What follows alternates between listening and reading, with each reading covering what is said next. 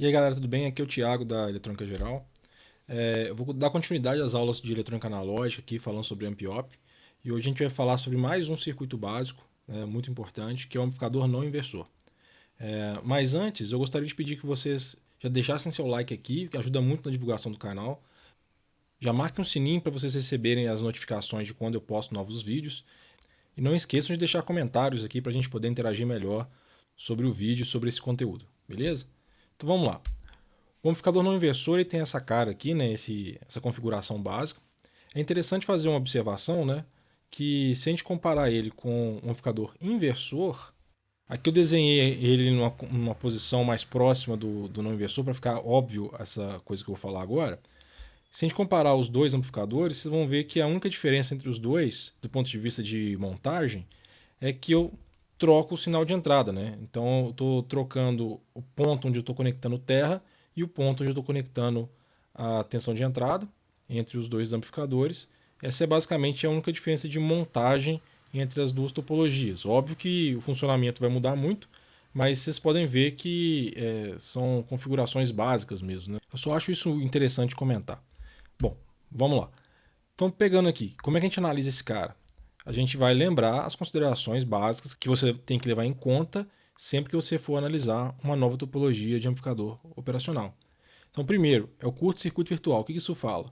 Se eu tiver uma alimentação negativa, né, eu tenho que os dois terminais de entrada eles vão ter o mesmo potencial elétrico, como se eles estivessem em curto, né? Então, significa que se eu estou aplicando a tensão de entrada V1 na entrada não inversora, a entrada inversora vai ter que aparecer o mesmo potencial. Além disso, as correntes de entrada do amplificador são nulas, né? E aí, se eu for levantar uma regra dos nós aqui, eu vou ter essas duas correntes e pela lei de Kirchhoff, eu vou encontrar que a corrente 1 tem que ser igual à corrente 2. Daí para frente é usar o método dos nós, por exemplo, né? Então, I1 vai ser 0 menos V1 sobre R1 e o I2 vai ser V1 menos VO sobre R2.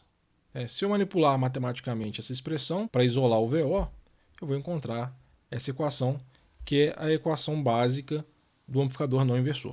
Bom, olhando aqui, o que a gente pode observar? A gente pode observar que o ganho desse amplificador, ou seja, a relação de tensão de saída sobre a tensão de entrada, é 1 mais a razão das resistências R2 e R1. Beleza.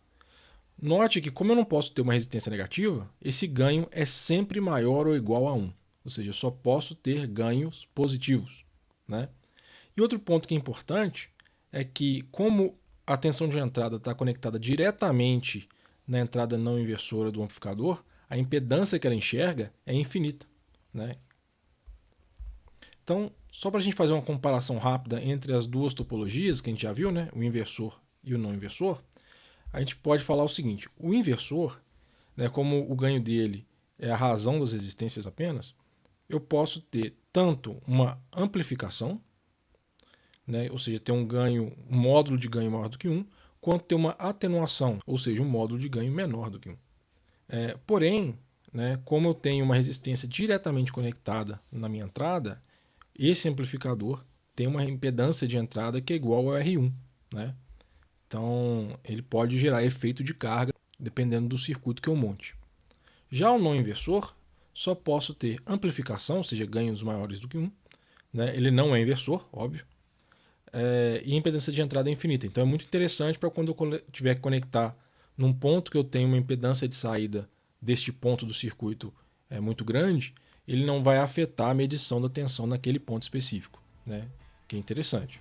Bom, gente, então é isso. Esse é um amplificador não inversor, ele é um dos amplificadores básicos, né? Nas próximas aulas a gente vai continuar falando sobre as configurações básicas de amplificadores operacionais. Então, até lá. Então, galera, se vocês gostaram desse vídeo, se inscrevam no canal, deem um like para ajudar na divulgação, compartilhe esse vídeo com seus colegas, deixe os comentários aqui abaixo para a gente poder interagir melhor. E é isso aí. Um grande abraço, até a próxima. Tchau.